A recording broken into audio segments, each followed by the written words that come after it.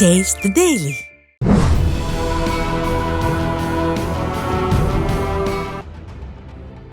நாடாளுமன்றத்தின் இரு அவைகளிலும் நீட் தேர்வு விவகாரத்தை கையில் எடுத்து அமளியில் ஈடுபட்டன எதிர்க்கட்சிகள். நல்லதுதான், தேவையான விவாதம்தான். ஆளும் பாஜக அரசு கண்டிப்பாக நீட் தேர்வு முறைகேடுகள் தொடர்பாக விவாதிக்கத்தான் வேண்டும்.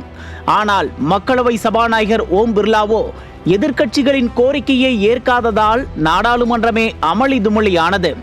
உடனடியாக ஜூலை 1ஆம் தேதி வரை நாடாளுமன்ற அவைகள் ஒத்திவைக்கப்பட்டன. மக்களவை, மாநிலங்களவை இரு அவைகளிலுமே இதே கதைதான்.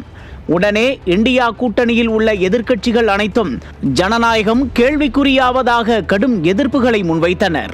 இது நாடாளுமன்றத்தில். இப்போது அப்படியே தமிழ்நாடு சட்டமன்றத்திற்கு வாருங்கள். இங்கு என்ன நடக்கிறது தெரியுமா? கள்ளச்சாராய மரணங்கள் தொடர்பாக விவாதிக்க வேண்டும் என்று ஆளும் கட்சியாக இருக்கும் திமுகவை வலியுறுத்தியது எதிர்க்கட்சியான அதிமுக. ஆனால் அவையை விட்டு எதிர்க்கட்சி துணைத் தலைவரை குண்டுகட்டாக வெளியேற்றி அட்டூழியம் செய்தது திமுக. அது மட்டுமா, ஒட்டுமொத்த அதிமுக எம்எல்ஏக்களையுமே கூட்டத்தொடர் முழுக்க சஸ்பெண்ட் செய்து தன் சர்வாதிகார முகத்தை காட்டியது. இந்த இரண்டு நிகழ்விற்குமான வித்தியாசத்தை புரிந்து கொண்டால் போதும், திமுக எங்கே, எப்போது, எப்படியெல்லாம் தன் முகத்தை மாற்றிக்கொள்ளும் என்று. நாடாளுமன்றத்தில் எதிர்க்கட்சியாக ஒரு முகம், இங்கு தமிழக சட்டமன்றத்தில் ஆளும் கட்சியாக ஒரு முகம். இதுதான் திமுகவின் நாடக முகம், முதல்வர் ஸ்டாலினின் சர்வாதிகார முகம்.